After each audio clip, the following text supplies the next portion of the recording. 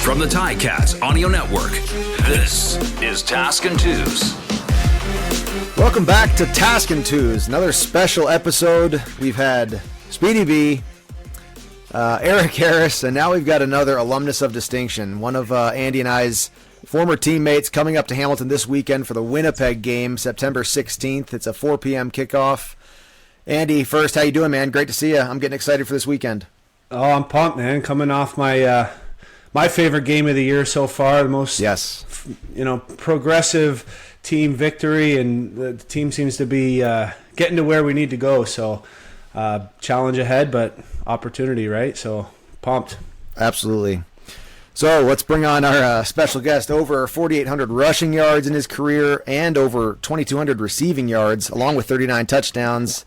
CJ Gable, man, what's up? How you doing? It's good to see you. What up, fellas? What up, man? Man, it was great to see you guys again. Been a long, long time. God, and every time I be seeing everybody playing right now, I be, damn, I wish I should still be playing right now too. Well, if you're listening to a podcast, you can't tell, but if you happen to be watching us on YouTube, you can see that CJ is still working out. Look at those shoulders, man. Hey, man, I gotta stay fit. I got to, especially running around with my daughter. I can't get all sloppy around here. So tell us a little bit about your family now. I got a son and my daughter. He's 17. He's about to be he's a senior this year. And then I got my daughter. She's four, about to be 5 this year. And she's in pre-K running around. Oh, my gosh, she's a lot of work. Really? But, wife's doing good, working. Everybody, just blessed that everybody's healthy right now. Are they going to be able to come up with you on Saturday?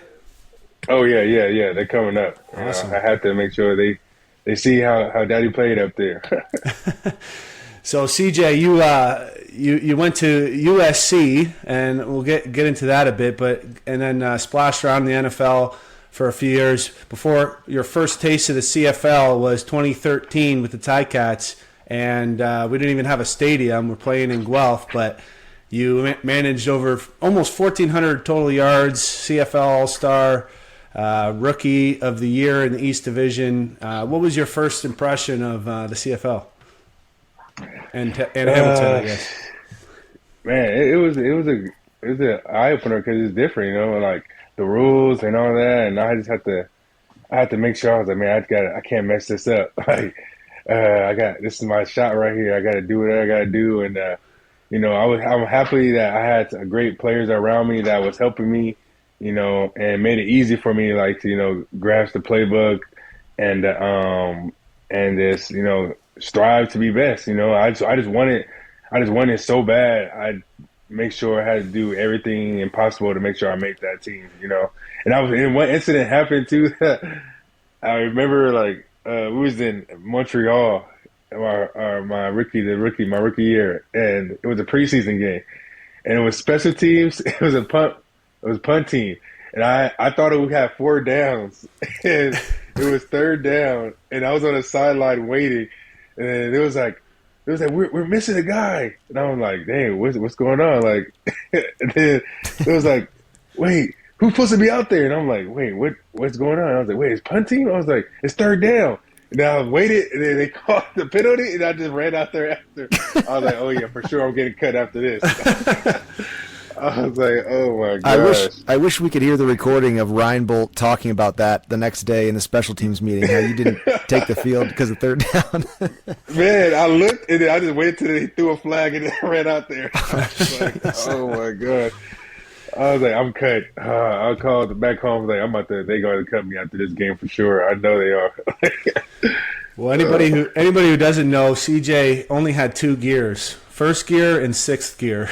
He was either walking or he was sprinting. No matter what it was, he was going full tilt. Like I always remember the alley routes and the arrows and the corners that you ran coming out of the backfield. No matter what, and then you always finish to the end zone sprinting all practice long, play after play after play after play, and oh man, it was impressive to watch that drive to just be great and work on finishing the end zone. Man, I'm really big on practice how you play. You know, however you do in practice is going to go in the game. So there's no way you can just turn it on. You can have like you can slack in practice and then turn on in the game. Like I feel like that's impossible to do. Like you got to go full speed like it's a game in practice. So when a game comes, it's easy. So that's why. So true, man. You're still in modern CFL, the last decade or so. You've got to be one of, if not the best receiving running backs in the league. I mean, every back that we call in the game, every back that's come through Hamilton, I'm always comparing them to the image I have in my head of the way that you left the backfield to catch a route and the way that you protected the quarterback too. Yeah. Because that was an important part of our offense in that day, with you being able to add in the protection or slip out to become the check down or run a key route in a concept as well. But we had a different tool set than other teams had when you were back there, because of the way you were able to catch the ball. Like you were kind of custom fit for the CFL game. Yeah. I love playing receiver. Like when I was young, like when I started playing in high school ball, like I tried out at receiver first because I was like, I want to play receiver. So then I was playing it, and then the coach was like, you're gonna play running back. And I was like, all right. But pass blocking, I love pass blocking, man. It's like it's a different feeling. Like when you're especially going against the big guys, like the linemen and all that. I love blocking them because it's like it's like man on man. Like it's like who's gonna win, and I'm definitely not losing. So I want to make sure, like if you beat me, you're gonna feel it. I'm gonna hit you under your chin, and you're gonna feel it every time. And it's like a will to do. A lot of backs nowadays don't want to block. It's like it's a want to. Everybody can do it. It's just, do you want to do it? And I love doing it. It was fun, but not so much all the time. But I love to do it though. Well, you didn't just get the job done. I mean, I remember you're sitting back there with your visor on, and maybe people didn't know you were coming at them, but the amount of decleats you had for people blitzing was incredible. Something I've never seen before. Just watching on film as an entire offense, like every single game, there was 2 or 3. Look, watch CJ on this play. This is how we all need to approach a block. Just like you said, it's a want to. You're so right, man. Like exactly. you could tell that you loved it, because like you can tell when a back just wants to get the job done. Like that's kind of the way I added into the protection if I got called. Like, just kind of wanted to do enough to do the thing, but not, dude, man. It was violent the way that you were adding into the pass protection. And actually, what's funny is that I can remember clips of the two of you and Figgy, Joel Figueroa, who's back on the Ticats. The two of those, like there were some guys just getting decleated, like head over a tea kettle, like the whole thing from both sides, from CJ and from Figgy. That was a great combination. Oh yeah, man. I don't know. Like I get hyped when you hit somebody. Like when you decleat somebody too, and they come in full speed. Like oh yeah, especially on linemen when they do wraps. When they're trying to wrap around, I don't see them, and I just stay low. And then once they hit that corner, boom! Like, oh my god! Like I get hyped when I be doing that. So I just love doing it. It's fun. I be like, how many linemen can I drop today? Like I be trying to get them all the time. You need to coach some running backs. We need to see some more CJ Gable style pass protection. That's inspiring stuff. I be coaching out here though. I've been coaching these high school backs. And I'll be getting them right. First thing we do is pass protection. And, like, no, we're going to protect this quarterback. I'm going to teach you the right techniques. You can't be scared out there either. Like, you got to be fearless. You got to go. And I'm going to know if you're going to want to do it or not. So I'll be getting these running backs right out here. Where are you living right now? I stay in California in Santa Clarita. Nice, man. Tell us a bit about your experience at USC. Man, it was a great experience. There's a lot of battling, because we always had running backs coming in. It was like you're never comfortable there, and that's what I liked. It helped me later on in life, to always overcome adversity and press through, like never give up. It's so easy nowadays. These kids like, oh, I'm not starting, I'm gonna leave. Oh, I'm not starting, I'm gonna get traded. Oh, like. No, bro, like battle, take somebody's spot. It feels better when you're taking it from somebody instead of just giving it to you. You know what I'm saying? So at C is like, it was a great experience. Coach Carroll, and the staff, like, it was always competing all the time. Like every day. That's why it installed in me like I gotta practice hard all the time because at SC it's like it was like a game. Like people was getting hurt in practice instead of the game. Like I can't remember anyone getting hurt in the game. It was always practice because how hard we was going. It was like it's this one way is this go, and it was crazy and it was competition and this made you better. So like when you go against the other team, it's like it's easy. Like bro, I went against the number one linebacker and number one D line. Like I'm ready to go. Like so it was a great competition, great bonding. We did a lot of group stuff, and it was real nice. I'm happy that they're getting back to that culture now. And I went back a couple of weeks ago and seen how the team is doing, and it's looking great. Like as you can see now, they're balling right now. So it was great. Oh, that's great, man. As you actually funny, our Task and Twos episodes this year, Andy, it's been like I said, Speedy, E. Harris, and CJ, myself, were all 2013 rookies. That was we brought in some guys that year. As you came up in 2013, made the team after training camp, even though you didn't know that the CFL had 3 downs. What are some memories that stand out to you, as Tim Hortons Field was being built, or as in some of those early years in Hamilton? Man, I know that one playoff game against Montreal, man. Yeah. The raining one, golly, that was a great one. Like that, it was crazy. It was going back and forth with them, and then I can remember I'm making that catch, sliding on the ground, like, and getting back up and scoring a touchdown. Oh, it was like, oh my God, I can't even believe I even did that myself. I thought somebody was going to tackle me. I got up so quick, like, oh, where everybody at? And then, cause if you see me, I would get up and I pause, like, wait, I thought somebody was about to hit me, and nobody was there. I was like, okay, as it took off. But I was like, that was a great game, man. Like, oh my God, we had that's at Guelph, right? That first year, yeah, at Guelph. That was amazing. And later that year, we go out to Saskatchewan for the Grey Cup, and I remember looking at you at practice.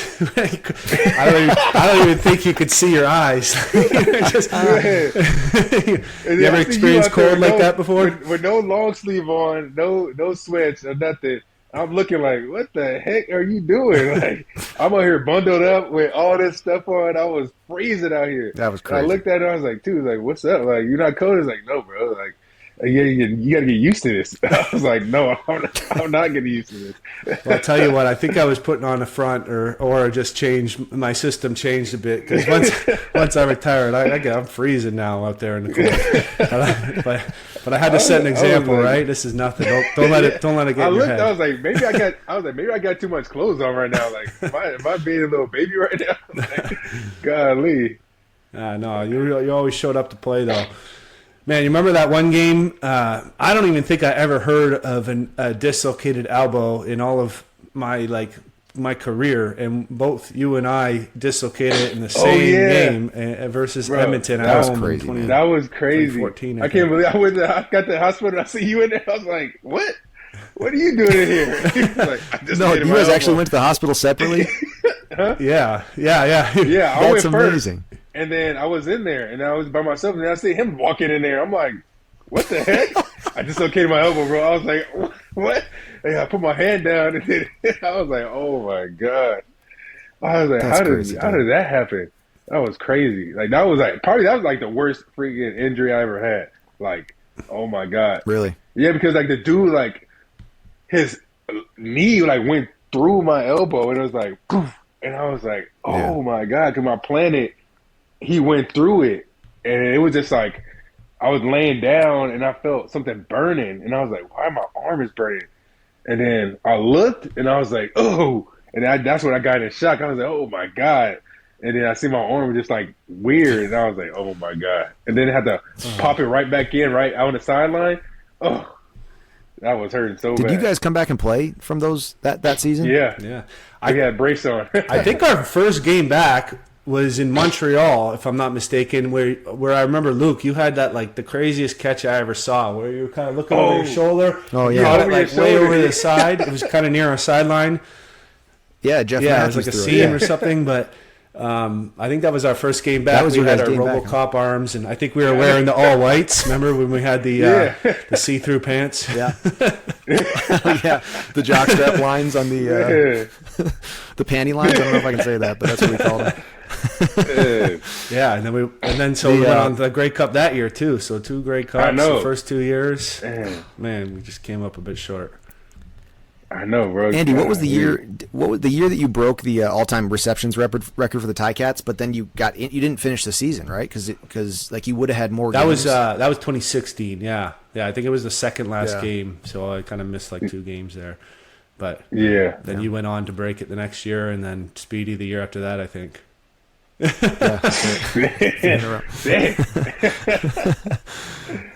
and I both had the record for 1 year. Speedy will have it for a while, probably. So, any memories from Hamilton? Like, what are you looking forward to seeing or doing when you come back up here? Man, it was this one spot that I was eating breakfast all the time for game day. It was so good. I forgot what it's called though, but it was like right by my house. I know how to get there. It's like right by the stadium too. It's like up the street because they had these waffles that was so bomb that had like nice egg or something inside of it. It was weird, but it was good. I used to eat that all the time before the game. So you're gonna check that spot out? Nice, for sure. You know, this I don't know really. Like, when I get there, I'm probably just walking. Like I don't know really. Shoot, it's been so long. I feel like I haven't been there forever. No, it'll be fun, dude. The Ticat fans, CJ is going to be on the field for the start of the game, not in uniform. Don't get too excited. He'll be out there for like the Oski Wee Wee, coin toss maybe, and you'll be able to see him with sort of the starting of the game sort of festivities. But before that, you can go to the South Quad by the Stipley there for autographs. CJ will be there for an hour signing autographs before he has to leave to go do the Oski Wee Wee there. Also, Andy, I think you and Bubba are going to have him on some of the game. Yeah, I think at halftime we'll have him on, so we'll get to hear from him again, and after he's already immersed in the experience, see what he's thinking. Dang, I see this. They got some new stuff in the stadium. Stadium looking good, man. I can't wait to see the fans. That stadium was always loud when we was there. It's always packed and loud. Oh, it's going to be hype because I think it's only the second afternoon game, or maybe the third, but. So lots of tailgating, lots of families will be there, lots going on, and you know you got Zach and the Bombers coming back into town. So. I know, little Zachy Poo. I haven't seen him before. I gotta talk to him too. Yeah, they're a strong team, but man, Hamilton looked good last week. So I know they gotta keep it up, man. They gotta get back in there. Yeah, they're gonna be right though. They're gonna be good. That's great. Good fellas. Hey. CJ, we don't want to keep you forever. We know you're getting ready to head out of town there from California to come see us here in Hamilton. Travel safe, man. And congratulations on being honored as the Ticats Alumnus of Distinction for this game. And looking forward to seeing you, and the fans certainly are looking forward to getting their autographs and seeing you at the stadium. Yeah, man. I can't wait, guys. You know. Oh, you gonna be there? Are you gonna be there too, Luke?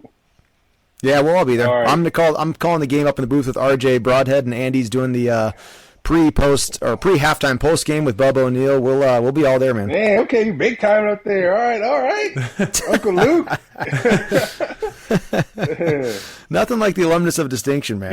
You're the one in charge this weekend. Oh man, I miss you guys, man. Yeah, I miss you too, buddy. I can't wait to see you. Yeah, me too.